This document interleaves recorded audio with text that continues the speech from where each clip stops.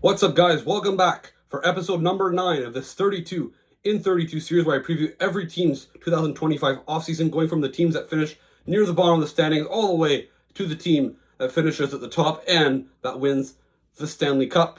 The last episode I did was on the Anaheim Ducks, and today's episode is on the Pittsburgh Penguins. Obviously, the Pittsburgh Penguins have been one of the best teams in the National Hockey for the last 15 to 20 years.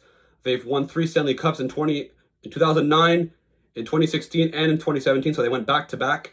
But ever since those cup runs, hasn't been going as well in Pittsburgh. They haven't won a round since 2018, and eventually in 2023, they finally missed the playoffs for the first time, I believe, in 16 years.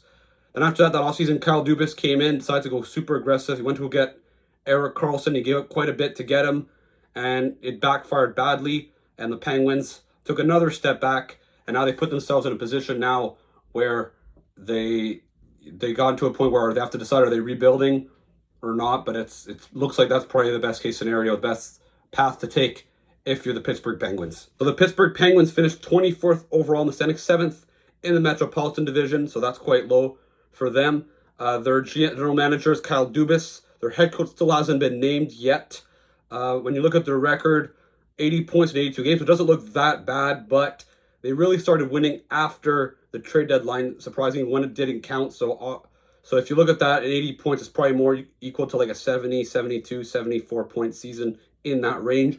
When you look at their goals for, middle of the pack, around 18th, tied for 18th. Their goals against average was a disaster, 3.5 goals against, tied for 29. So that's obviously something that's a big problem in Pittsburgh right now. It's not offense, it's defense. Their power play finished 6th overall, so that was really their one positive thing, because their penalty kill, 18th, so middle of the pack. And their expected goals percentage at 5-on-5, also near middle of the pack, tied for 19th at 49.19%, according to Money Puck.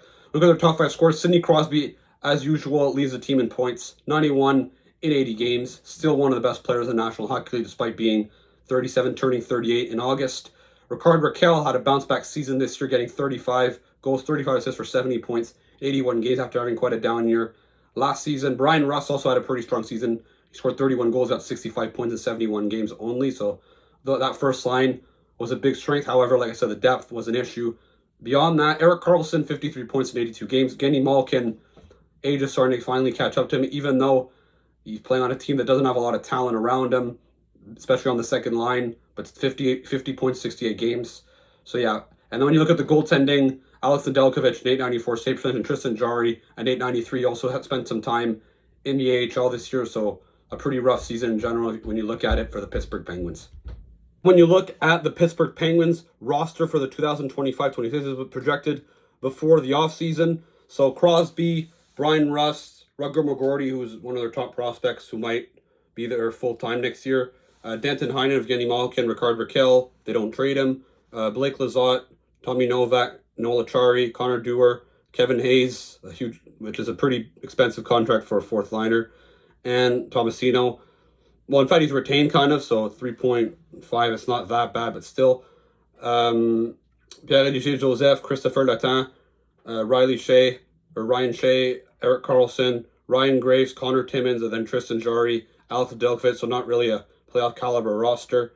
And then after that, the projected cap space, they have around $23 million to spend. So if they do want to go aggressive and give Crosby one last chance, maybe competing for the cup, they maybe have the flexibility to do it, but I don't think this is the right thing to do. I think Pittsburgh should start focusing on building on the future, because their roster clearly isn't good enough. They're going to need, I would say honestly, probably 1 or 2 more top 6 caliber forwards and 1 or 2 good, solid defensive defensemen in their top 4, because otherwise, and even another goaltender, because the goaltending had a pretty difficult time this year.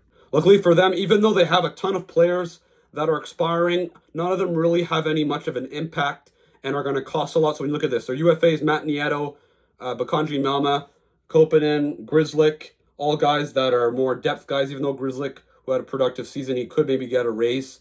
When you look at their RFAs, Connor Dewar, Tomasino, Ponomarev, Connor Timmins, and P.O. Joseph. So not really a lot of guys are going to get big raises. Like, see maybe Grzelcyk getting to $3.5 million range. That's probably the most expensive UFA and expiring contract. So I think Pittsburgh's still going to have a lot of cap flexibility if they want to use it. Luckily for Pittsburgh, they have been building more towards the future over the last year and a half. You know, they've been bringing in some more young talent to help the transition post Sidney Crosby. So when you look, Rutger McGorty, the 14th overall pick in 2022, they brought in for Braden Yeager. I think he has still a good potential to be a top 6 player. Ville Koivunen, I think, 51st overall pick in 2021 from Carolina. They got him for Jake Gensel. Ponomarev, they also got in the Jake Gensel trade as well. Joel Blomqvist, who played a few games this year for Pittsburgh. He was probably even their best goaltending option, to be honest, this year.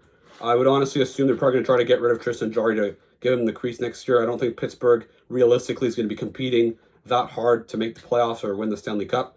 And then Harrison Berdicke, who was a 44th overall pick last year, was a defenseman. So I think Pittsburgh do have some solid guys.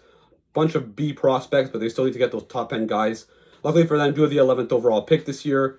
So maybe they can get a guy that can be a high-impact player. But they do have a lot of picks. They also have 2 first-round picks this year.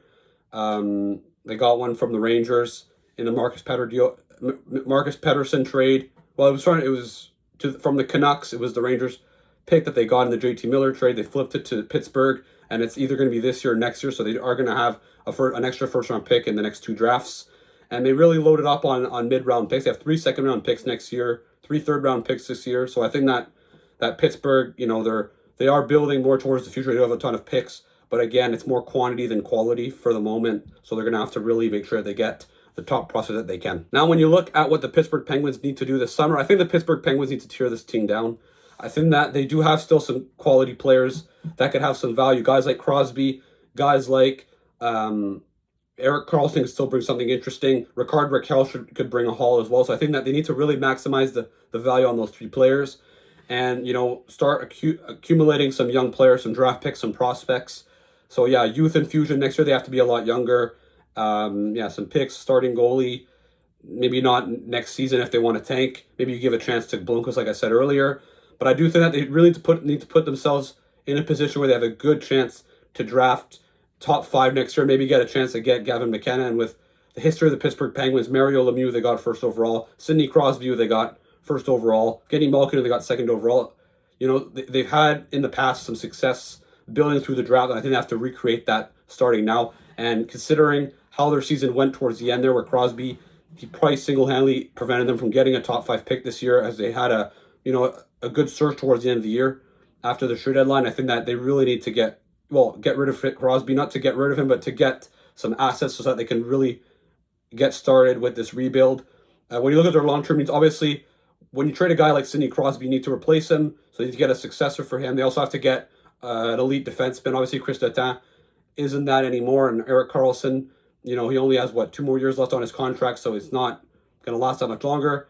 And elite young talent, I should even say a future starting goalie as well, because even though Blomqvist is younger, there's no guarantee that it's not like this guy is this blue-chip goalie prospect either. So I think that, obviously, Pittsburgh has to rebuild the team completely. There's still a lot of work to do in the Steel City. All right, so that puts an end to this video. Let me know in the comments, what should the Pittsburgh Penguins do this summer?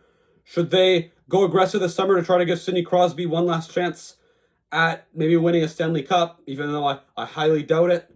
Should they keep going with the rebuild? Should they trade Sidney Crosby even to accelerate it? Let me know. Don't forget to check out some of my previous videos and the ones that are going to be coming out in the coming days and coming weeks. Don't forget to like and subscribe, and I'll see you again for another video.